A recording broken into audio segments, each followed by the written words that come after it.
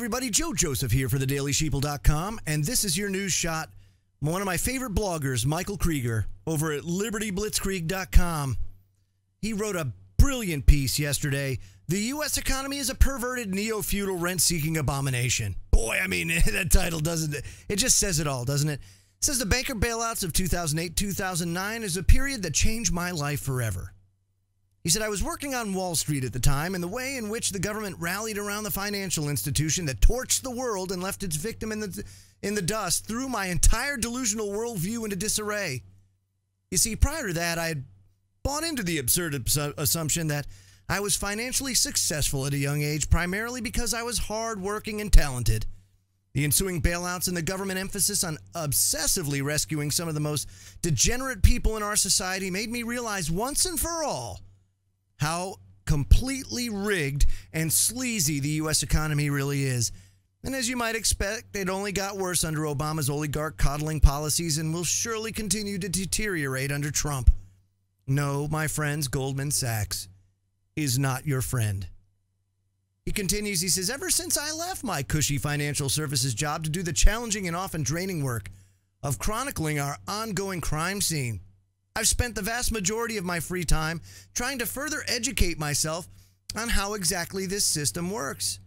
And what I've discovered over and over again is that it's far more abusive than I've ever imagined. And he's absolutely right. Folks, the game is rigged. You know, that's not to say that you can't invest in the stock market. Go ahead.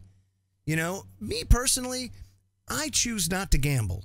I'm just not a gambling man.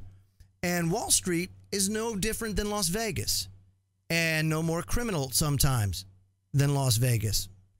And so you have to understand that when you go into this, you're essentially gambling. Me personally, I'm not a gambler. I can't gamble. I can't do those things. Why? It's my personal opinion, or it's my personal, I guess, moral value, I guess you could say. And I choose not to do it. It's just one of those things. But anybody else, go ahead and do it. I know people that have been very successful in the stock market. And hey, more power to them. If that's the way you make your money, go ahead, knock yourself out. But don't cry to me when it crashes and, you know, you lose the store, as a lot of people did during the last crash or when Enron crashed. Please note that all of these states are dealing with horrible financial crises, a lot of them because they have unsustainable entitlement programs and retirement programs. These are things that people were promised years and years ago. Illinois, on the verge of bankruptcy. Again, you know, Chicago Tribune wrote a piece about how they should just dissolve the state, you know, divide it up between the four neighboring states. Yeah, that's kind of, you know what I would like to see, honestly, if Illinois was dissolved, just have like a no state zone, you know, just where, let's have a great experiment where people that just want to be free can go there. There's no government. Let's see how it works, you know.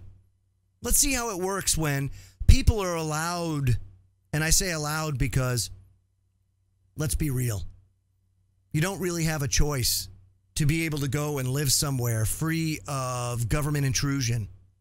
But wouldn't it be cool to just have like a government-free zone, almost like a gun-free zone? But the state of Illinois, you know, make it like Liberty Land or something like that or whatever, and let's try and have like an anarchist commune, and let's just see how it works out. You know why they'll never let it happen? Because it would. Because people would band together, and guess what? There would be paved roads. There would be businesses coming in en masse. Why? Well, no regulation, you know. And if they polluted, guess what? You'd probably have people there ready to frickin' string up the CEOs of these countries that polluted or acted irresponsibly. Because when government isn't there, guess what happens? Responsible people fill the void. Accountability comes from the people because it's their land too. And everybody will live, maybe not so much in harmony, but certainly a lot better off than all the government intrusion, all the government taxes, the police state living under a jackboot. I'm telling you, in a situation like that, I would much rather take my chances being free than have to live the way we live right now. I'm Joe Joseph. This was thedailysheeple.com's News Shot. Feel free to comment below and visit our website at thedailysheeple.com. Have a great day.